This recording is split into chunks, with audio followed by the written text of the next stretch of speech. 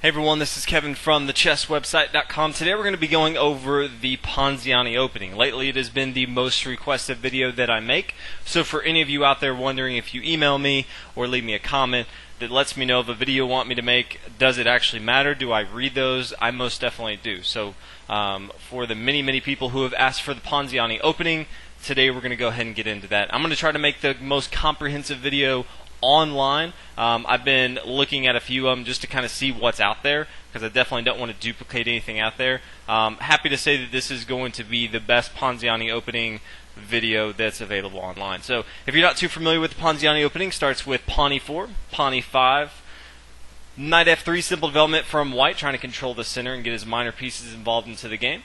Same with black here, knight to c6. Now from here there are three options that white has. We do have the Ruy Lopez, which is bishop to b5. We also have the Italian game, which is bishop to c4. And we have the Ponziani opening that we're going to be going over today, and that is pawn to c3. Now do keep in mind, I'm not trying to convince you that the Ponziani opening is better than the Ruy Lopez or it's better than the Italian game. In fact, it's actually easier for black to neutralize, to equalize the game easier in the Ponziani opening. So you don't need to leave a comment and say, why would anyone play the Ponziani opening? I can't believe you made this video. I'm simply making it because, one, there's a lot of different traps that white has, and black can get into a lot of trouble. And I don't think it's played enough, really, and it's not really studied that much at high levels of play to actually say that it's a terrible opening. So I've played it many times myself. I've played against it many times myself. If anything, I think it's very important for chess players to know about. So that's why we're going to be going over it today. And again, the Ponziani opening starts with pawn to c3, and that's where we're going to be spending our time today.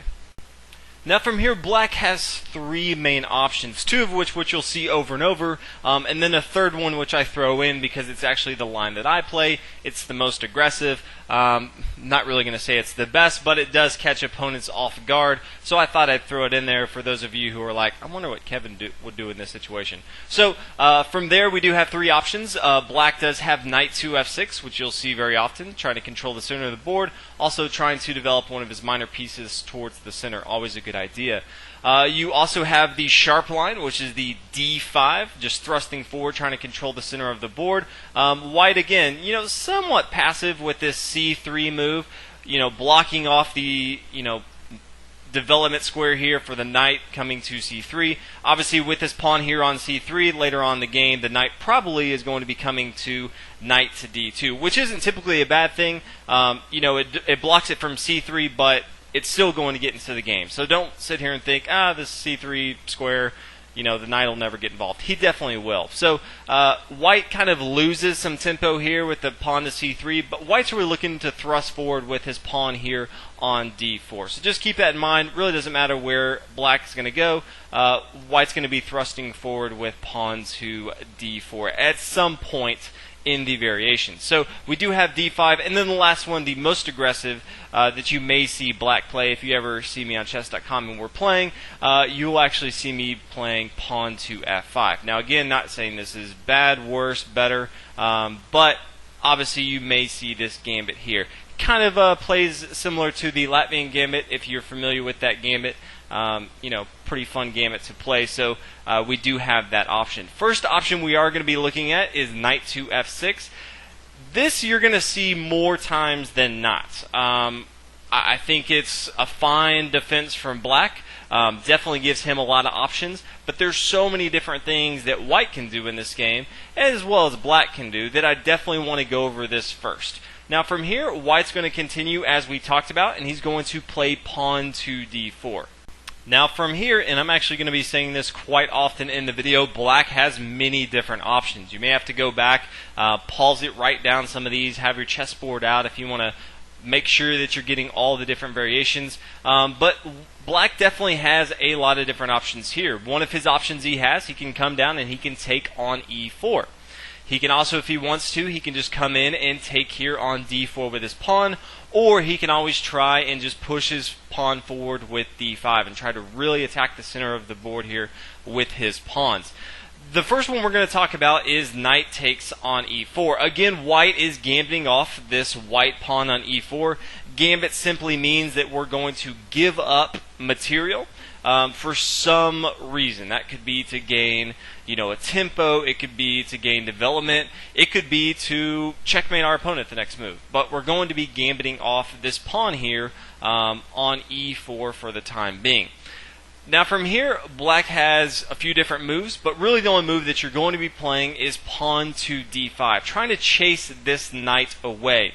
Now keep in mind, he really has two main options. You're not really going to see knight to b4 or knight to a5. You're really going to be seeing knight to b8, and you also may see knight to e7. Now both have their pros and cons, so I do want to go over each of those. Knight to e7, as you can see, really starts to hinder the development of the black pieces. We can see here that this dark square bishop on f8 is going to have a very hard time developing into the game, so he's kind of blocking himself off. Also, he is really hampering this queen here on d8. White's camp is kind of opened up. He can get both of his light square bishop and his dark square bishop involved into the game. At any time, he can bring his knight to d2, really start to develop him. And his queen is also, he can be very active. He has this diagonal, here to a4, and he also has this d file that he can work with. So this is kind of cramping black style, but so many people don't want to also come back to b8 and say, you know what? I moved and then I just moved back. I kind of wasted a move here, so tempo-wise, black is down. Again, white gave up material, so this is kind of what he wants. He either wants to be up in development, have an extra tempo, or he wants to kind of block off black's move with that knight to e7. So as far as how to attack this, obviously we not only want to know where black could go, but how we can attack this. So from here, white's actually going to play bishop to e3. And you look at this and you say, Kevin, why don't we just take back this pawn here on e5? And that's a great question, but really we're going to. But this is kind of an in-between move here with bishop to e3, and we're kind of allowing black to hang himself. There's so many different ways that black can hurt himself that I really like this move, bishop to e3 here. Now currently black has one thing going for him. He is up in material, so what he really needs to do, he actually needs to hold on to that material advantage. Now this pawn here on e5 is hanging. Right now we are attacking it, or white's attacking it with this knight here on f3, so black would really like to reinforce this pawn here on e5. Now he does have a few options. He can always bring a pawn down to f6, he can always bring a pawn to d6, he can bring his queen to e7, or he can always bring his bishop to d6. All of these are going to defend the pawn here on e5. Now I do want to go over, because there are different things that black can do to hang himself, as we talked about. Let's say he plays pawn to f6. Now from here, white can simply continue to take here on e5. Even though black thinks he can retake, now the queen can come back to h5, and the king has to move. Obviously nothing can protect the king, so the king's going to have to come to e7. The queen now swoops in to e5, capturing, and he's also attacking the knight here on e5. So not only is the king no longer safe, no longer can he castle, no longer is black able to develop any of his pieces. White's going to take the only developed piece that black has, and he's going to be winning very, very easily in this game. So as you can see, pawn to f6 is going to be a epic fail for black. Now he also does have d6, which actually seems like a reasonable move if you look at it. Getting ready for his light square bishop to come into the game. Again supporting this pawn here on e5. But white here can just come, bring his queen to a4, attack the king here on e8, and also forking the knight here on e4. He is going to win a lot of material here, and also we are taking the only developed piece from black. While white has all this open space, he has two minor pieces and a major piece developed in the center of the board, and white is now up in material. So d6 is also going to be a very, very bad move for black. Now one of the better moves that black does have is he can bring his bishop down to d6. The only problem with this is it does really cramp the style of black. black would really, at some point, obviously not right away as we talked about, he would like to start to move this pawn here on d7 forward so he can get his light square bishop involved into the game. Also, he would like a little air for his queen on d8 to move around. But what this does is it protects the pawn here on e5, and it also allows black, if he wants to castle on the king side to get some sort of king side safety before he really starts to get his other pieces involved into the game. If you're up in material, anytime you can have king safety, doesn't matter if it's on the king side or queen side, and start to develop your pieces, you're going to be okay in the game. The problem that you have if you're up in material is a lot of times your king's exposed, the other person has all these aggressive attacks, or your pieces just aren't developed and you're just behind in tempos and things just go bad. So this is not a bad move for black here, although he does have some problem that he's going to have to deal with later on into the game. Now from here, white's going to play knight to d2. Again, as we talked about, anytime we have this pawn here on c3, which we do in the Ponziani opening, we're now going to be bringing our knight to d2. Now again, we are attacking the most developed piece here from black here on e4. So if he captures, if he takes on d2, our knight's now going to come back to d2, preparing for our knight coming to c4. Again, not only attacking the pawn on e5 here, but also attacking the bishop there on d6. Now from here, black can, as we talked about, castle on the king side, and white's going to play knight to f4. Now if you were to run this through the engine, even though white is down in material, he's down one pawn, the computers actually favor white in this position. As far as center control of the board, white is a little bit ahead. As far as open space, white can develop his pieces a lot more easily than black can. He's also attacking this bishop. He can have a bishop pair if he wants to later on to the game. It's going to be very, very hard for black to hold on to both this bishop and his pawn here on e5, and white should have a very, very solid game here. So just keep that in mind. This particular situation is going to be very, very good for white. Now if we come back here, instead of the bishop coming to d6, the last option was we talked about to defend this pawn on e5, he can bring his queen to e7. Now from here, white's going to continue with the same thing, knight to d2, but now after black captures with his knight, he's now going to bring his queen to d2. Again, before, white really wanted to recapture with his knight on d2 so that he could come to c4 and put a lot of pressure on that bishop that was on d6. The bishop's no longer on d6, so we can now recapture with our queen on d2. White, if he wants to, he can now castle on the queen side, really eyeing down on this d file, putting a lot of pressure with his queen and the rook. Or if he wants to at any time, he can develop his light square bishop and castle on the king side. But you can see here, black's still going to have a hard time. His queen is blocking off his dark square bishop, so if you're black in this position, it's going to be very, very hard for you to castle either way. It's going to be a few moves for you where white can castle very easily and then start to attack. So white has a lot of different options, and the computer, again, even though white's down in material, still favors white's position. Now that was just if the knight comes back to b8. Black also does have the opportunity, as we talked about, to bring his knight back to e7, although as we said before, this does again hamper a lot of the development that black has in the game. Again, black wants to control the pawn that he's up in material, but again, he needs to really start to develop some of his pieces and not really cramp the style of all of his development.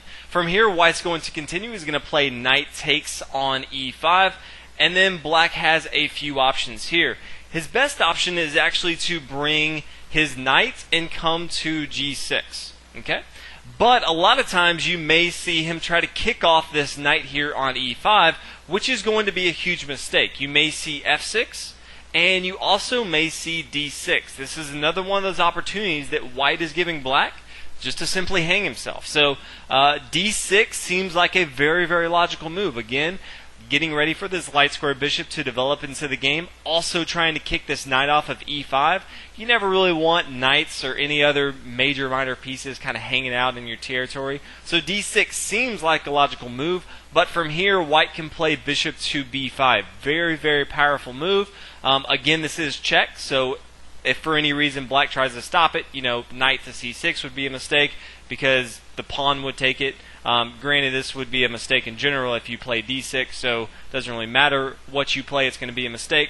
But from here, if the pawn comes to c6, white can capture. If he doesn't recapture, he can always, play a move like pawn to c7, a discovered attack. So if white decides to recapture, he can recapture with his pawn on b7 taking on c6. Now from here, the knight can come into c6, attacking the queen here. Black has two options. If he takes here, then white's going to fork this rook here on a8. So obviously that's going to be very, very good for white. Also, black's going to have to move his king, or he could bring his bishop into the action, and again the rook would fall here. So if he does want to later on castle on the king side. Also, he can also bring his queen down to b6, but now white can play knight to d4. Again, discovered attack on the king here, and also defending the bishop here on b5.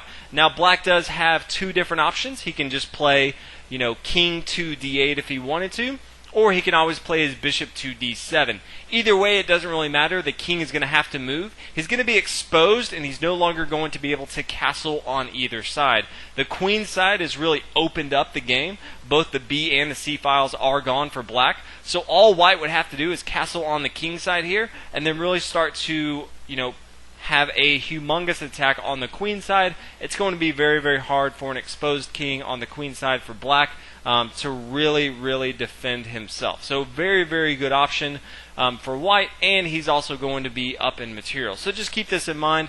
This is going to be, if he plays that pawn to d6, that's definitely going to be a mistake. Now, he might not play pawn to d6. He could also play pawn to f6, as we talked about before. But from here, it's very easy. The knight can just come back to c4. Very, very simple. And as you can see here, black still is hampered in development. His dark square bishop can't get out into the game. His queen can't move. His light square bishop can't move.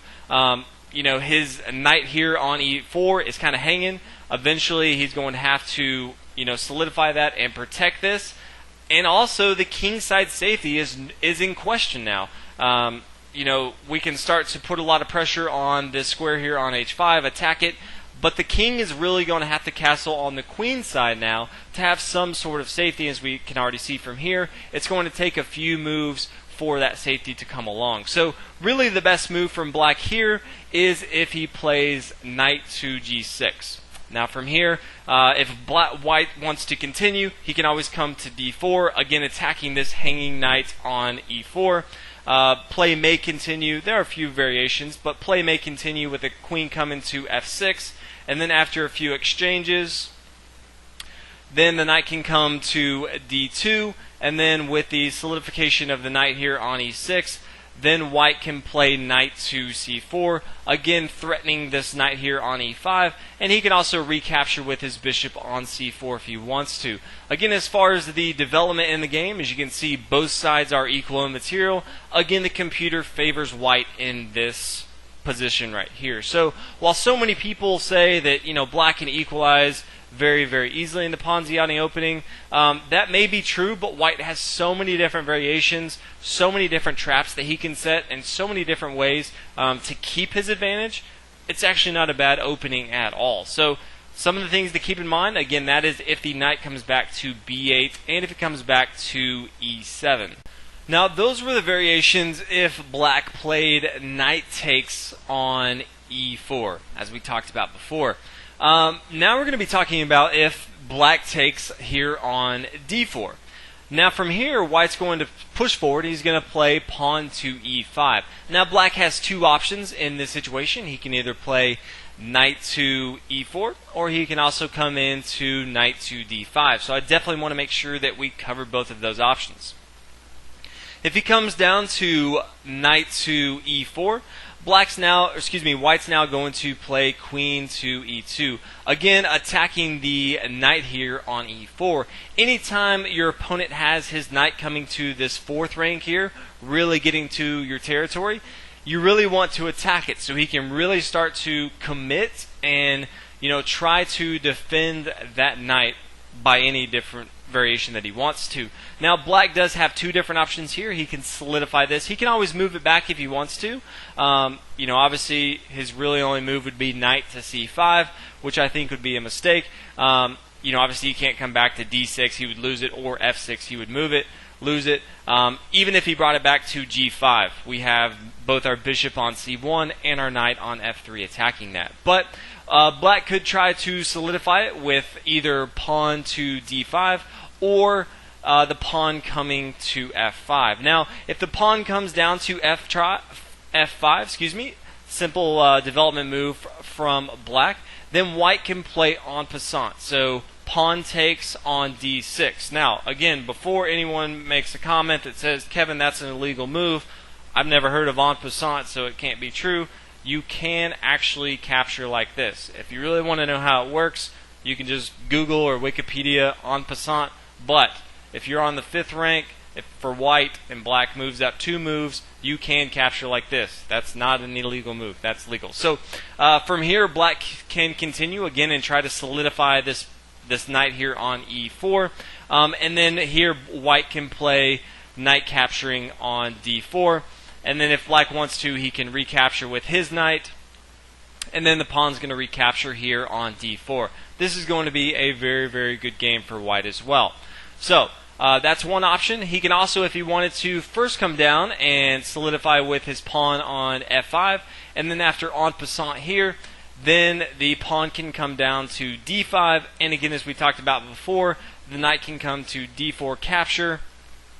And we're going to kind of have some of the same game. Now, as you can see here, at any time white can push forward, sacrifice another pawn to force out this king to take on f7. Obviously, the king, if he wanted to, could come to d7. He could also come to e7. But anytime white does have the opportunity, if it's not taken right away, to push forward to f7 just to kind of draw out the king, which is always fun. Just if you want to just start attacking your opponent's king, you can always push forward with the pawn here on f7.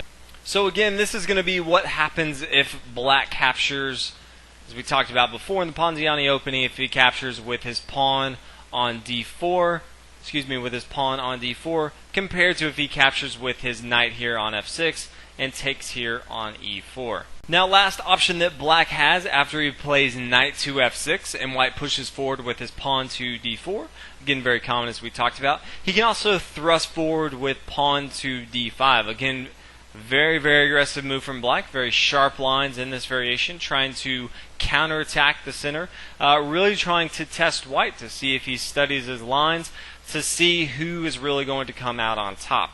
Now from here, white's going to play a bishop to b5, pinning down this knight here on c6, really trying to figure out what black is going to do. Again, this knight here on c6 is a well-developed move, but it's also defending this pawn here on e5, and it's also attacking the pawn here on d4. So anytime you can develop your pieces, in this case we're developing our bishop, our light square bishop, allowing our king to castle on the king side, but also removing this defender, because this knight here on c6 can no longer come into the action to d4 or on e5.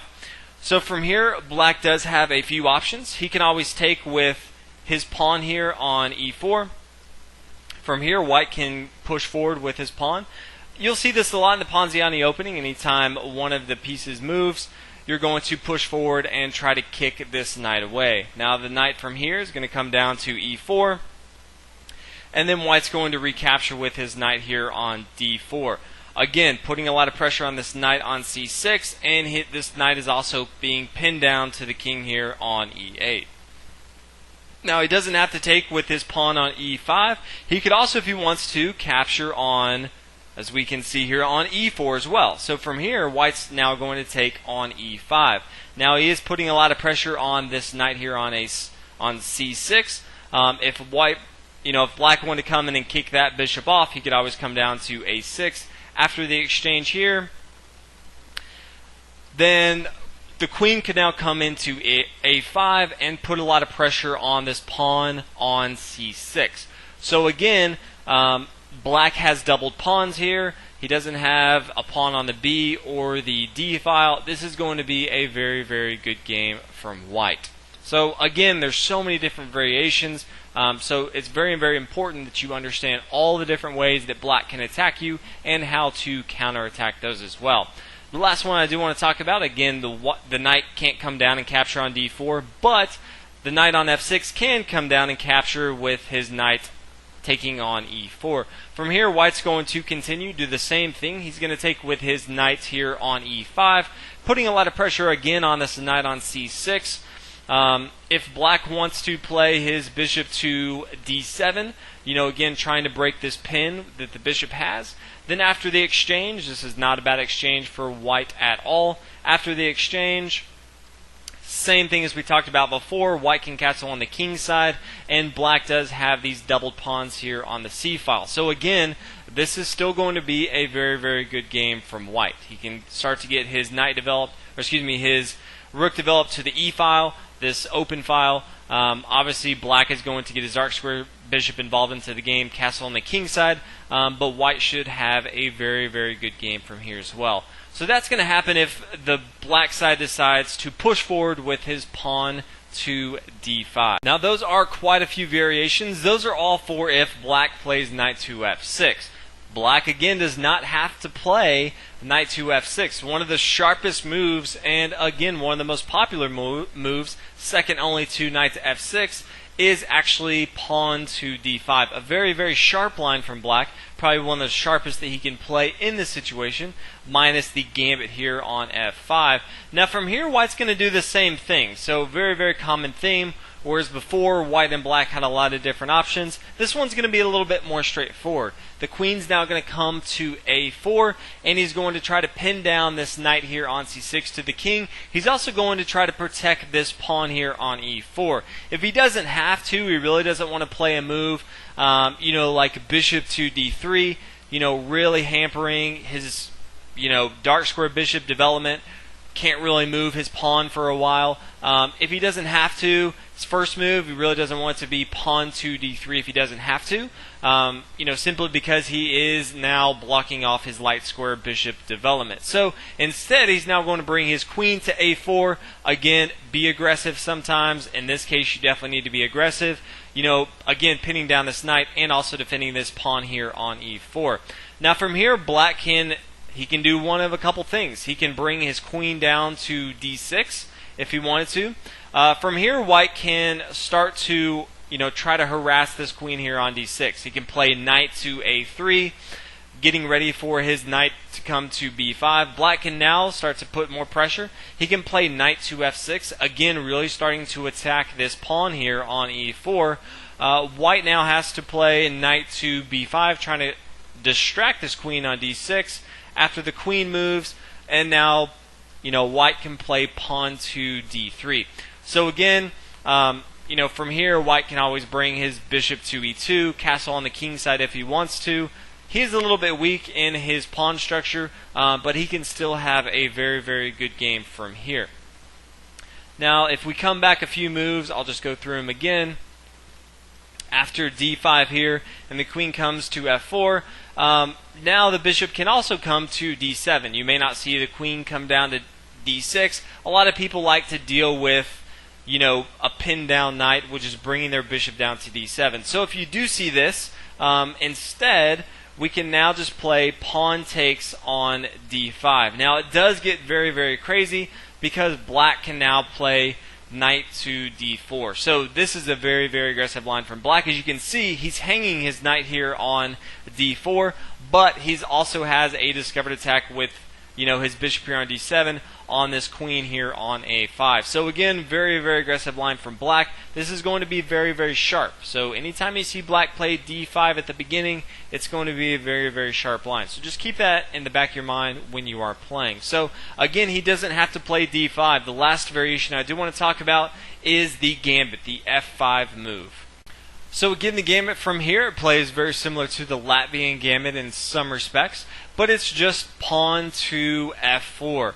Now, I've actually played this a few times against people that have tried the Ponziani opening, and a couple of the games are actually in person, a couple of them were online. When I play these in person, I kind of got to look like I don't know what you were doing, but you're either really good or you are just straight bad at chess. So it's always fun to play a move like that just to get that reaction.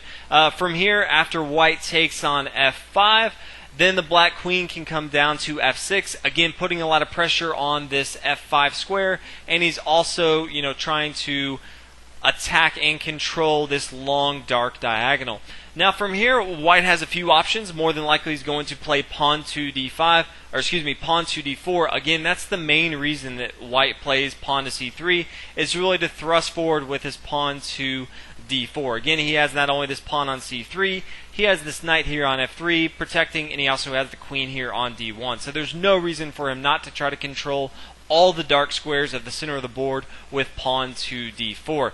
Now from here, black's going to just start pushing forward. He's going to play pawn to e4. Again, as we talked about, main theme in the Ponziani opening, both sides trying to push forward, trying to move those knights off of those critical squares of c6, f6, f3, and the c3 squares. So from here, white's going to have to move. He can bring his knight to g5, probably the best square for him. It is very, very aggressive, and it's also being defended by the bishop here on c1, so really there's no reason not to. You definitely don't want to bring him back to d2, hinder the development of your minor and major pieces, and you definitely don't want to bring him back to g1 after you develop your pieces. If you don't have to, you don't want to bring them back to the square they came from.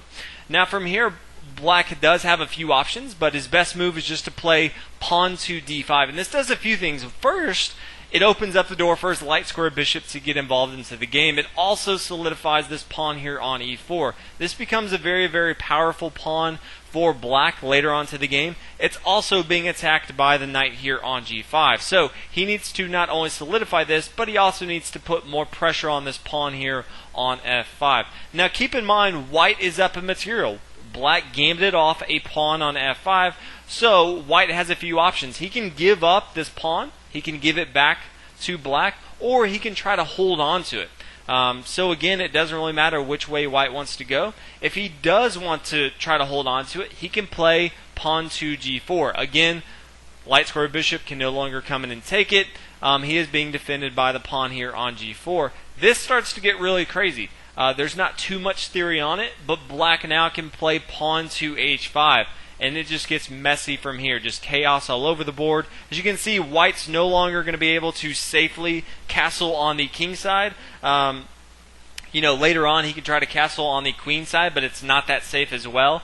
Black pretty much has given up on castling on the king side. He can always castle on the queen side. He is down in material, but he's really trying to break up this pawn structure right here that he has, trying to control this f5 square. So there's so many different sharp lines.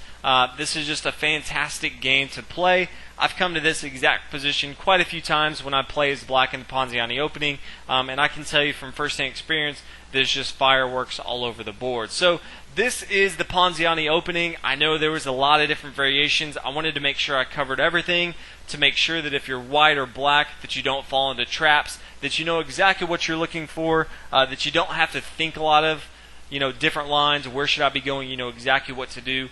Feel free to try it out. I know many people will tell you that it's a terrible opening. Again, I'm not trying to tell you it's the greatest opening ever, or GM should be playing it every time they play chess. But I do think it's important to know, and I think you can have great success if you know exactly what you're doing in the Ponziani opening. So feel free to play around. Let me know what you guys think. Tell me if you have success or failures with it. Also, again, if you have a video that you want to see, whether it's me playing, whether it's commentating other games, whether it's an opening, whether it's deep analysis of various lines as we did in the Sicilian, definitely let me know. I have a list of moves, videos that I want to make.